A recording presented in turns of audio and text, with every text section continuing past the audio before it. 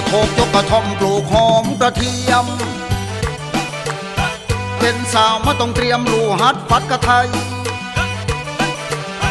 ไข่เป็ดไข่ไก่ก็ยังทอดในกระทะมีใจศรัทธาชุมกระทำสังฆทานถวายของหวานแตงไทยน้ำกะทิอย่าได้ขี้ทีนี่ก็เงินก็ทองขี้ทีนี่ก็เงินก็ทองเป็นเดือน12พาเธอลอยกระทงน้ำพริกปลาพงจิงพัดกระทินหาอยู่หากินพกกระทัดกระเทินหาอยู่หากินพกกระทัดกระเทินนี่ไปหายืมเงินเศรษฐีบางกระทนชื่อหน้าโดนเทวทากระทุมไปสาวเป็นหนุ่มตรงกระทำกะทีอีนางสงสัยหายใจทั้งหลับเป็นสาวเป็นหนุ่มตรงกระทำกะทีได้บวชแต่ละที่มันทองประกาศ